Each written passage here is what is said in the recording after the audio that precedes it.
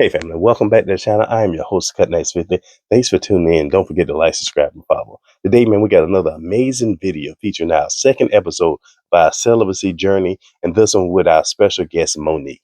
Now, her identity has been sealed for her protection, but don't mind that. We're going to go ahead and put an avatar up there for her, and y'all going to just listen to the words she has to say. We talked about childhood trauma, the relationships, the state of the world, religion, politics, health and wellness, and so much more. Now, it did get dark at times when she was explaining her own trials and tribulations in life, the loss of a loved one. But she's excited about life now. She's having kids. She's doing a whole lot. And I can't wait for y'all to actually meet her, hopefully, maybe in 2026. And I actually want to have this young lady on my book tour in 2026. So I'm praying for that. We can connect and we can actually get her out there again. But everybody has their own walk, and timing is perfect. So thanks for y'all tuning in. We appreciate y'all for supporting the journey. Subscribe to the channel and help the channel grow. We can reach more people like yourselves and get this content out there. This is a sensitive topic, celibacy. A lot of people go through different definitions, but for me, it's a personal vow to God, and our walk is uniquely different. But the conclusion of it, we all want to please God and improve ourselves and be more like Him and less like ourselves. The flesh is weak, and we all know that. So we're going to have our own trials and tribulations. Thanks for tuning in. Let's go ahead and jump into this special episode with our special guest, Monique. Let's go. Yeah. I mean, so it's possible, but wait, I don't even know. Okay. That's hit for. I don't think we got 2 minutes. When we ramble on, I tell you, two ramblers, they gonna be like, yeah, that's right. You're gonna have to go back through and cut it. nah, I ain't gonna cut it. I'm gonna let them eat it and enjoy it. They, good fruit. But I think let me go to 4. I think we was on because you said number 3. I'm talking about chapter 4. Number 3, you said like, what are you hoping, praying, and wanting to achieve from your celibacy journey? You was like to become the highest and best self, to teach other women that your blessings and power is in your womb and celibacy, and you can do anything you put your mind to, which we just went over. So number 4 was, do you believe it's selfish to date while you're on your celibacy journey? No, as long as you're upfront, because you might get the wrong person. Yeah. And they're gonna be trying to give it to you, and then you're gonna be looking crazy. Like, I didn't say that. You need to be upfront if you are celibate, and ask the right questions, and ask the person what you're looking for, because it can kind of go either way. Yeah. I don't really think you should tell people that first date in the beginning, because then they're going to try harder. Some people that are not good for you, if you know what I mean, to try to crack that code. Oh yeah. They can be like, hey man, it's a challenge now. Let's work. Too, and I've been knowing what I've been doing. With a guy friend, he's like, do not. He's like, you better not tell nobody that at the beginning, because then they're gonna be trying to get in there. He's like, don't do that. He's like, you gotta talk to them and feel them out, and just ask them, say, what are you looking for? Are you talking to anybody else? You know what I'm saying? What are you trying to? Have you ever been married? Do you want to be married? Usually, the wrong person you meet is that. No, I'm not trying to do that. Yeah, I'm not looking for marriage. That you know they ain't ready. Yeah, I ain't. But a lot of women gonna lie to themselves. Well, oh no, I could probably change his mind. Yeah. You don't need to change anybody's mind about anything. Yeah, you're gonna meet the right person in the right time, 100%. If you give your body and your energy a chance to reach or connect that person, I actually believe that. Okay, let's go to 5, and then I'm gonna jump back and tell you about, because I did 2 years also, but and that's when I ended up meeting my wife when I got through. But mine was personal vow, and it was prophesied that we was gonna go through an experience together. And my ex actually said it after I got her saved, and we knew it was gonna be over. She had a rough relationship, you know what I mean? Right out of high school, she married a high school sweetheart. He went to the military, and they was married, but it seemed like they were separated over 8 years. So, you young getting married, you ain't never even experienced who you are as a person. And she got married, and then right when she got to get divorced, we met. So she didn't know who she was, but she never experienced love like that coming from Connecticut. I'm from South Carolina. We love it, W. I had a big family. we say it all the time.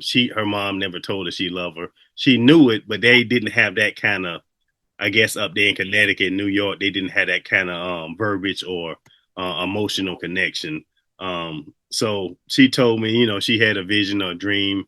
I was on the beach. I was walking to a young lady. Both of their names start with a K, and I was smiling and happy. And I seen the young lady, and she turned around. She had a big hat, and she knew it wasn't her. Right. And me and my wife went to Puerto Rico, and I was walking to her, and it was the same exact thing that she explained. And that just happened to be 6 years later, though, from the time she prophesied it. And I wasn't thinking about it because I wasn't looking for no relationship when I first came here, and on my 2-year celibacy journey. And I only made a vow for 1 year, and it ended up going to 2 years. Because I was my dad was in a tragic accident. His legs got amputated. It was horrible. My friend I told you had the suicide, and I kind of dedicated everything back to God and wanted to be focused on doing acting and modeling, doing whatever I got to do to get him up here to Atlanta so he can go to this. It had like the best rehabilitation center for like amputees and stuff like that. That was my goal. So relationships, women, it was kind of easy at first because that wasn't in the picture. And then I was a workaholic, so I was going here and there and, always busy that I really even didn't think about it. But I was getting more clarity also during that process. Mm-hmm. Yeah, that's me right now. I work, and work out. Oh, yeah. So you work out 5 days a week, and I think I seen that on here, and that's going to be number 8. So I'm going to let you explain that. You're healthy, and it keeps you on track, because the older you get, you have to work out. If not, you're going to be all cramped up and stiff as a tin can. Mm-hmm. So I think we went over 5. Do you believe it's selfish to withhold sexual intercourse if you're on your celibacy journey and dating in a relationship? You said no, long as you're upfront, stuff like that. What was your deciding factor to remain celibacy or continue your celibacy journey? You said faith, right? Yeah, faith, but I couldn't click on other options. Faith, also, the dating pool is not good right now. So I agree with you. I agree with you. You got to be more careful. Yes. Signs. There was a guy who gave my numbers a while back, and he called me. We talked on the phone for hours. Mm-hmm. The phone abruptly hangs up. I said, "What in the world?" No phone call back, nothing. The next day he calls, and I didn't answer. I said, "I'm not going to talk right now." Mm-hmm. He starts calling back to back. I said, "Okay, this is a red flag. Like, you trying to make me answer the phone. That's what I don't want. That's what I'm not going to do." And then eventually I answered the phone, and he's like, what's going on with you? I said, "Why do you keep calling my phone?" And what? I've known you for 24 hours. And what did he say? Because I was calling you. He's like, "What, you crazy or something?" I said, "Okay, that's it. Don't call my phone no more." That guy ain't saying, "Are you crazy or something?" Yes, he did. And because he was preparing me, because at the time I didn't know, because this was some years ago, not to overshare. Uh-huh. You have to be careful what you share with people and what you've been through. Oh, yeah, because they'll try to use it. So he was like, "Oh, this is going to be a good one." No, man. No, sir. No, sir. I'm about to be acting crack. No, you're not. Because when you're by yourself and you don't date for so long, I think people need to realize too, because that's what I'm realizing, you got to get back into the thought of being able to be around somebody. Because I enjoy my time in my personal space. You know what I'm saying? Yeah. And being able to be off to me, but you still got to, be ready to interact with people, but to be smart, to pay attention to the signs. Because that one wrong person can ruin everything. I agree with you. Now, I like isolation. Like I said, with my job, I had to be isolated a lot. So I got used to it and accepted it. So my thing was struggling, opening up or actually communicating with people a little bit more. Because, I like my alone time. So, I can go through it. But when I want my alone time, that's it. I don't want no conversations, no talking on the phone. I just need some time for me. And then that's it. So, it's rare now, but I do still enjoy it when I can get it. So, Let's see. What you think? What's your hardships you had while you was on your celibacy journey? The hardest things. I did put something on, and I guess I will say it because I'm probably might as well. I know what it is. I'm sure I'm not the only woman because I don't think men realize that women may struggle with that too. Is watching porn. Yes, more women than men. I didn't know that until I actually researched it. Yeah, because you're thinking in your mind, well, I'm not doing anything with anybody, but so it's not going to count. But if you are watching that, it does, because now you're opening up that portal for that type of energy. Mm-hmm. And afterwards, you like, ew, I feel bad. I don't like how I feel about myself. Come on, now you preaching. And I didn't, for years, I didn't think it was wrong because, coming up where I came from, you got introduced at a young age to it, and it was nothing like overseas. I was like, I'm not going to sleep with these women or nothing like that. So most men, you end up watching it, but it was not like it's an everyday thing for us. It was just something just to keep you going. Okay, I'm going to use it as a tool, not to get tempted by these other women or whatever the case. And you hear stuff by soldiers, they cheating and stuff like that. But now it's the spouses. So it's like, this is the world we live in. Even though you try to do the right thing, you still doing the wrong thing at the same time. It's just, I guess, on a lesser scale to you personally. Not spiritually, it might not be. It's the same thing. But personally, people think it's less than a sin compared to actually doing the physical work. Especially, if you married, that's different. But it's still... So bad then because you're looking at other people. Yeah, you're still doing the same thing, but on the spiritual instead of the physical aspect. So you're going to desensitize yourself. Yeah. I tell, my friends, even with things that you're using to do that, you're desensitizing yourself. It's not going to be able to do that for you. Then you're having dreams. Yeah. Unless you meet the right one. Right? Well, you on your journey. I can't say that. Yeah, you said. To our dreams, and I don't know how to say this. There was a guy that I had met, and we were cool, but when I met him, I want to say he has gifts, but I don't think he uses them in the right way, because after meeting him, I was having lucid dreams about him, and that was very weird to me. In an appropriate way. You understand what I'm saying? And then as I got to know him, he said he watched that kind of stuff too. So you got to be careful when you share that too, because people can get into your dreams. I don't care what anyone says. And if I wouldn't have paid attention to that, then it would have turned into something more, because you think you're just dreaming about this person. But that also touches with that too. Don't open up that portal, because when you start having those dreams, now, okay, I want to act on this. Yeah. I want to actually find somebody to do this with. So if you just don't watch it, then you're not going to have that temptation, because people don't realize either that is a spirit and it's going to come to you every time at night. Why don't you watch the movie? Come on now. Yeah, now you speak in my language now, sadly. Now you over here looking like a beat freak. Because you do it too much, because you don't know how to control yourself. And you're looking on your screen. Next thing you know, you're going to get embarrassed and pop open the window when you're talking to somebody. There you go. You need to do that. Yeah. It's just better to abstain. Yes. I think so. But a lot of, I think it's a spirit. That's just it. And it seems like it done changed now to even more darker. And you the stuff. Have you seen the stats with how many people?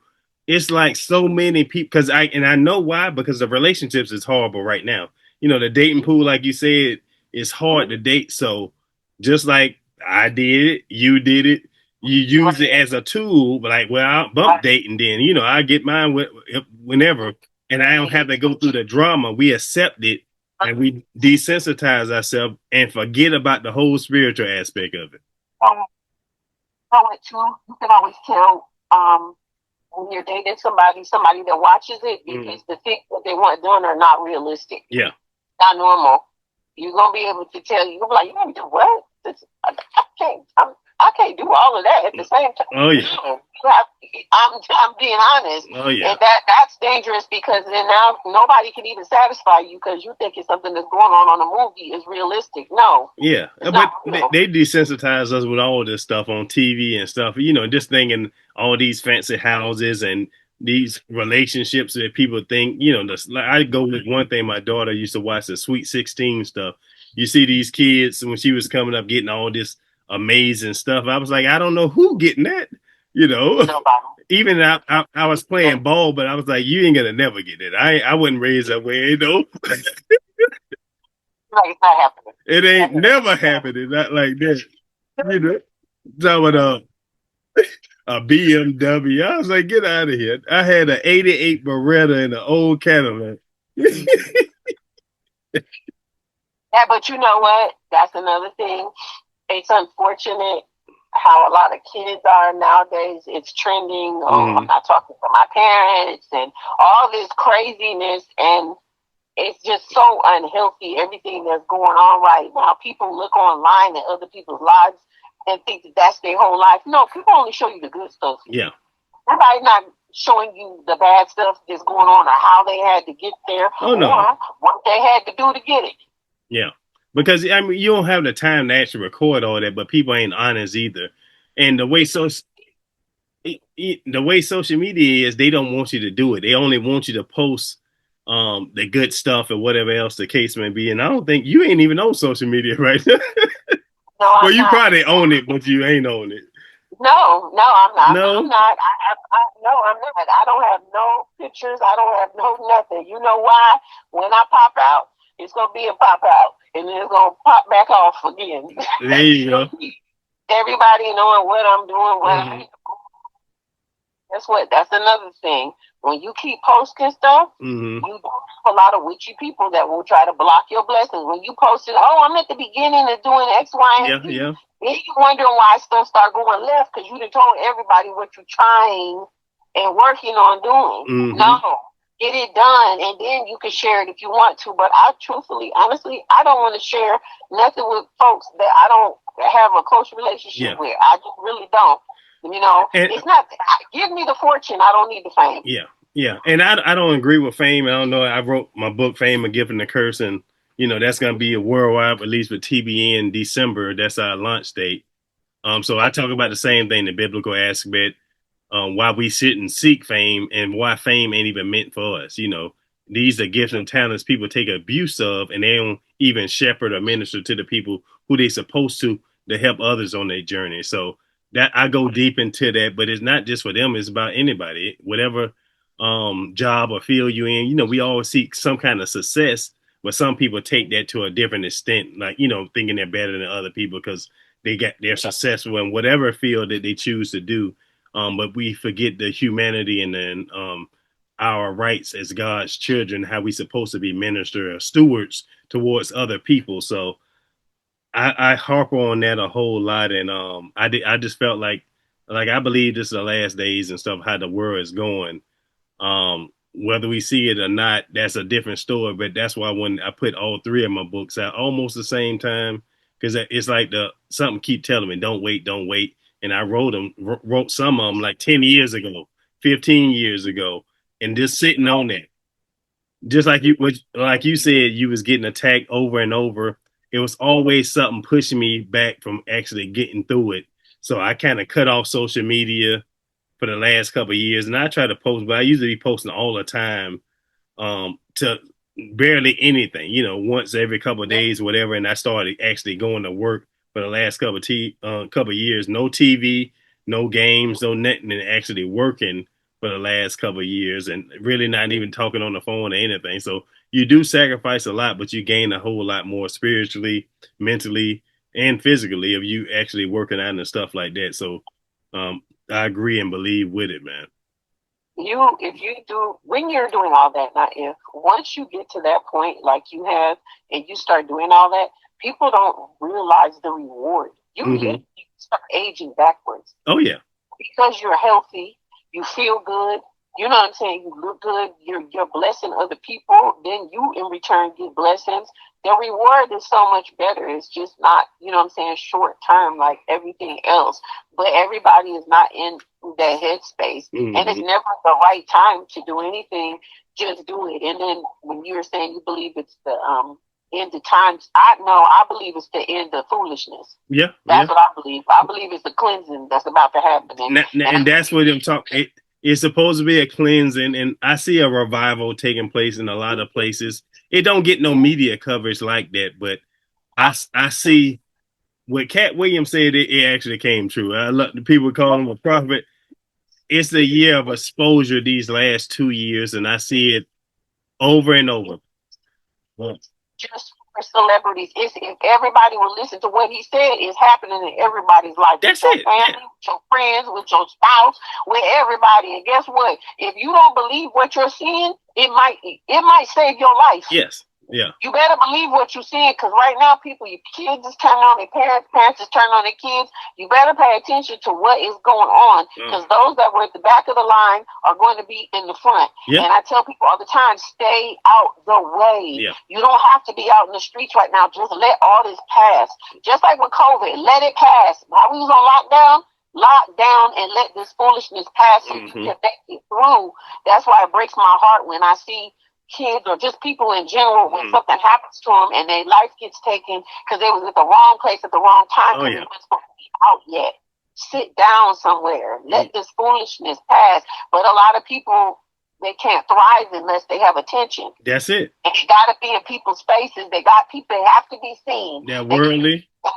They need that worldly validation. That's what, a lot of people seek, but and that's because they lacking something else. It's spiritual food, a personal connections, a support system. So they need it from outside sources. That's why I say I believe in community, man. Getting back to it, it's hard now. That's the only good thing I think about social media, that you can actually meet some people. You got to fill them out because you can meet some crazy people out there too. So when I was doing a fitness model, you can imagine my DMs, man. Oh man! Oh, some stuff I threw up in my mouth. Well, I tell you. Yes, I look at that. Women are just as bad as men, if not worse, sometimes. Well, it was both. It was both, and I was like, boy, I tell you. You go get both. You gonna be like, oh, wait a minute, sir. That's why I started growing my grades, keeping my grades out there. I was like, let me look a little older, man. They don't get you. They see the energy. They don't care how. That's it. Yeah, right now they don't even care. So it's bad. But they do not care. That's why you gotta move the way you moving. But yeah, people need attention, and that's what's gonna get them in trouble. That's what gets you through the time. Okay, that's I think number 8 right here. What accomplishments or achievements have you had while on your celibacy journey that you proud of? Your personal achievements. They ain't got to be like a big awards or achievements, stuff like that, but personally. Well, I'm just playing. There you go.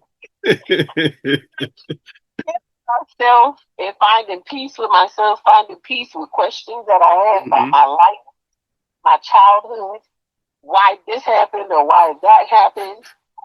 Getting my health in order. Yeah. I don't drink anymore. There you go. Do drugs. I had went from not drinking to drinking non-alcoholic beer. Okay. Then I was like, buying some soda water for a fool. You wasting money. Like, just stop. So I stopped drinking the non-alcoholic beer, psyching myself out. Then I was smoking weed. And I was starting to notice like something's not right with this weed. I was going to sleep at night. My heart was racing. Oh man. And I'm sweating. I'm like, this is like, these people don't understand a lot of this, dispensary weed. It's not normal. You can't grow weed that fast. Yeah, it got something on it, some kind of chemicals. People are like, oh no, because it's legal, it's good for you. No, like I was never a weed smoker like that. I would be like too high if I was smoking a lot. I was like, okay, something's wrong. You went like that dude, and you seen that little viral video, and he was crying. Little dude, he was too high. He said, "What you about to do?" Oh, you see that video? And then like, what is you about to do? Like, this has to stop. This is ridiculous. Like, you have wasted the whole day figuring out it. Then you get paranoid, you're getting anxiety. I don't want to leave today. Oh yeah. The only place you want to do is go get some more smoke. You sitting up here looking crazy. That's what you don't want. So, doing that one day, and I did pray. Every time I stop doing something, people don't realize I pray, God, please help me. Yeah. Please help me stop doing this. Even with the videos, the porn. Yeah. Please help me stop doing this. If you ask for help, he's going to help you. And That's I just stopped. Yeah. I just stopped, but I don't want to say, well, I guess I can say that.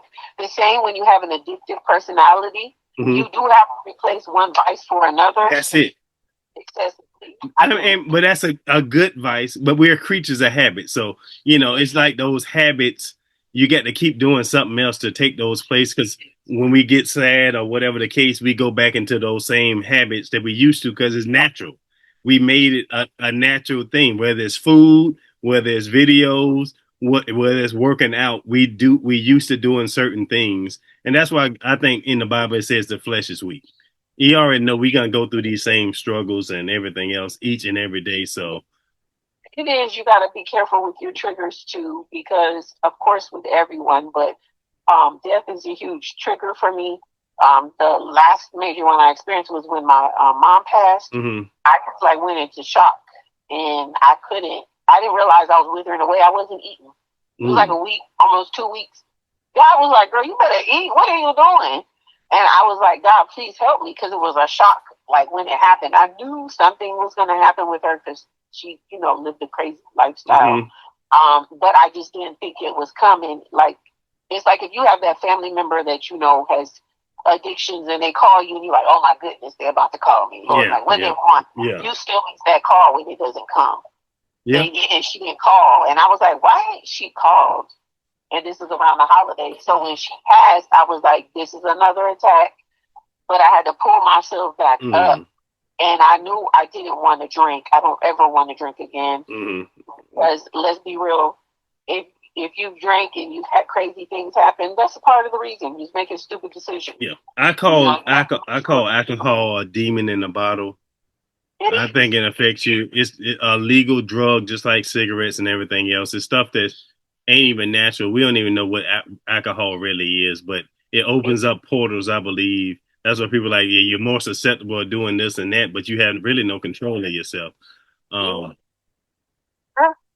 and spirit. Yes. That's what the story says. Yes. Spirit. So people will pay attention.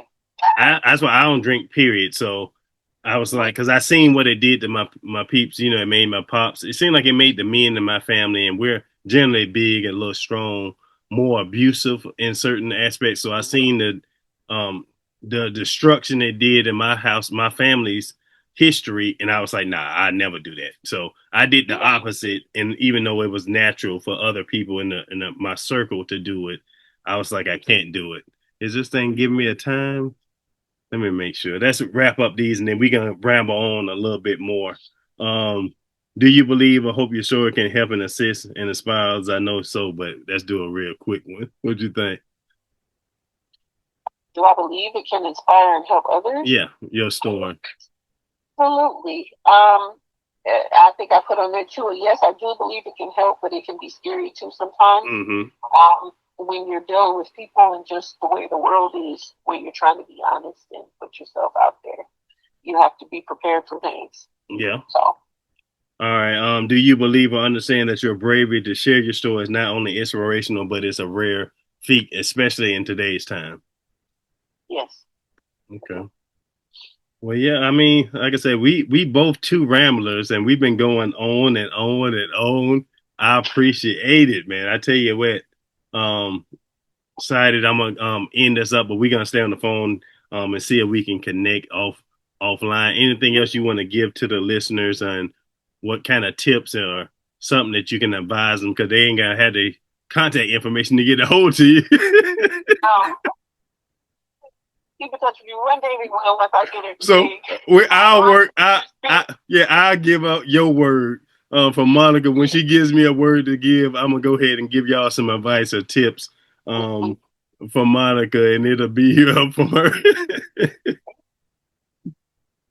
And eventually they will be able to get in touch with me. I just got so much going on right now. I gotta save my energy. You know what I'm saying? I get it. I understand, whenever it's work, it works for your glory, so it's timing. It's all about timing. I'm a big believer in time, and everything happens for a reason. You meet the right people at the right place in the right time. And it's not a coincidence. So I actually agree and believe with that. But I'm gonna close the video off, but we're gonna keep talking for a second. So I appreciate y'all for tuning in. Y'all got any questions or comments for Monica? Comment below, let me know, and I'll give it a message to relay. And we appreciate y'all for tuning in. And with that, we out.